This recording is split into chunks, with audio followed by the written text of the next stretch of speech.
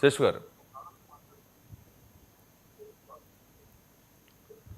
నమస్తే సార్. నమస్తే, డైరెక్ట్ పాయింట్కి వచ్చేయండి. Correct point sir. ఒకటే సార్, ఒక కాన్స్టిట్యున్సీకి 70-80 కోట్లు ఖర్చు పెట్టి కరెక్ట్ అదే సార్.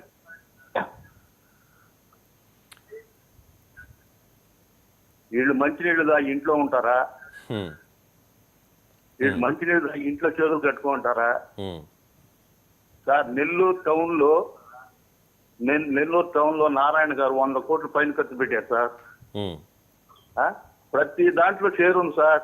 ఇసుకి, మట్టి, మద్యం అన్ని సిండికేట్లు అయిపోయి ఇద్దరు పంచుకుంటా ఉన్నారు. వీళ్ళు ఎంత శుద్ధులని చెప్పాడు మాట్లాడుతున్నారు సార్. అంటే ఏ పార్టీ ఎమ్మెల్యే అయినా అలాగే చేశారా? ఏ పార్టీ అధికారంలో ఉన్నా అలాగే జరిగిందా? ప్రతి పార్టీ, వైసీపీ గాని, తెలుగుదేశం గాని, జనసేన గాని. ఒకసారి ఫోన్లో వింటూ మాట్లాడండి, దయచేసి ఫోన్లో వింటూ మాట్లాడండి, టీవీ ఆఫ్ చేయండి.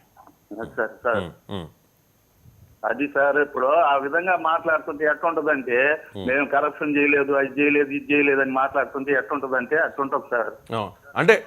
అంటే ఒక ఎమ్మెల్యే ఒకసారి గెలిచిన తర్వాత 5 ఏళ్ల టెన్యూర్లో ఆయన సంపాదించుకున్నది ఆయనకి, వాళ్ళ వారసులకి, తదనంతరం మొత్తం సెటిల్ అయిపోతారు అనే ఒక ఫీలింగ్ ఉంది కదా.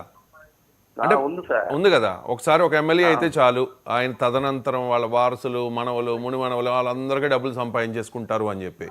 అది ఎప్పటి నుంచో ఉంది, ఇప్పుడుది కాదు. ప్రతి రాష్ట్రంలోనే ఉంది. చాలా మంది రాజకీయ నాయకులు ఆ రకంగా సంపాదించుకున్న వాళ్ళని చూసాం. తర్వాత అవినీతి ఆరోపణలతో ఊచలెక్క పెట్టిన వాళ్ళని కూడా కొంతమందిని మనం చూసిన పరిస్థితి. ఇప్పుడు ఏమంటున్నారంటే కూటమి నేతలు, ట్రాన్స్పరెన్సీ ఉంది, పారదర్శకత, ఎటువంటి అవినీతి లేదు.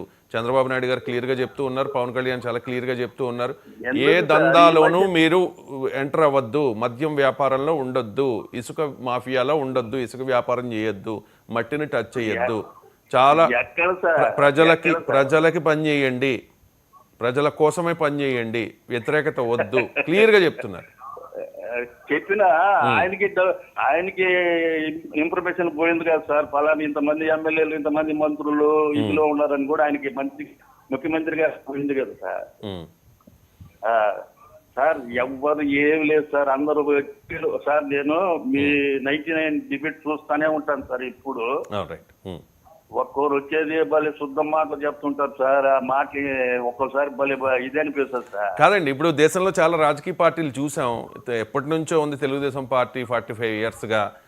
YSR Congress party, YSR party recent 2012 నుంచి ఉంది. ఇంకా చాలా పెద్ద పార్టీలు మనం చూస్తున్నాం. కాంగ్రెస్ను గతంలో చూసాం, భారతీయ జనతా పార్టీ ఉంది. కానీ జనసేన పార్టీకి ఒక సిద్ధాంతం ఉంది కదా, కొన్ని సిద్ధాంతాలు ఉన్నాయి. ఆ సిద్ధాంతాల ప్రకారమే నాయకులు, కార్యకర్తలు నడుచుకోవాలి అని చెప్పి అధినేత పవన్ కళ్యాణ్ చాలా క్లియర్గా చెప్తారు.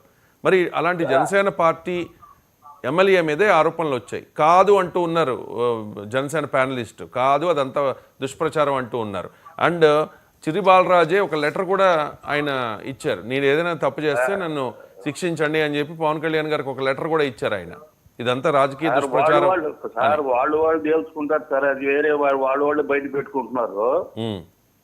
దాని గురించి మనం ఇప్పుడు వాళ్ళు వచ్చి ఇక్కడ మాట్లాడి సార్, ఒకటే సార్, ఏ కాన్స్టిట్యున్సీ కానీ, ఏ పార్టీ కానీ, ఏ ఎమ్మెల్యే కానీ 70-80 కోట్లు ఖర్చు పెట్టందే జరగదు.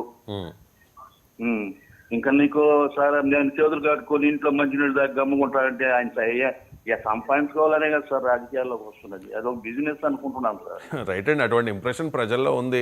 మరి అటువంటి ఇంప్రెషన్ పోగొట్టేలా ఈ కూటమి ప్రభుత్వ పాలన ఉంటుందా లేదా అనేది చూద్దాం. ప్రస్తుతానికి ఇది ఆరోపణ, ఇంకా 4 ఏళ్ళ టైం ఉంది కాబట్టి చూద్దామండి. రైట్ అండి, ప్రజలు అన్ని గమనిస్తూ ఉంటారు. మీరు గమనించారు కదా, మీరు గమనించే మీ అభిప్రాయం తెలియజేశారు ఫోన్ లైన్లో. ధన్యవాదాలు శేషు గారు. మల్లేశ్వర్ గారు చెప్పాలి. ఇప్పుడు సాధారణంగా రాజకీయ ప్రత్యర్థులు అంటే కూటమికి రాజకీయ ప్రత్యర్థి వైసీపీ కాబట్టి వైసీపీ నాయకులు ఇలాంటి అంశాలన్నీ లేవనెత్తుతూ ఉంటారు. కానీ మీకు ఇది ఒక అస్త్రంగా మారింది.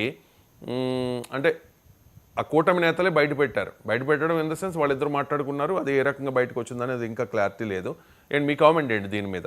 అంటే కూటమి ఎమ్మెల్యేలు చేస్తున్న అవినీతి, ఏడాదిలోనే 100 కోట్ల సంపాదన అంట, ఏంటి మల్లేశ్వర్ గారు? సార్, మీకు ప్యానెల్లో ఉన్నటువంటి జనసేన అధికార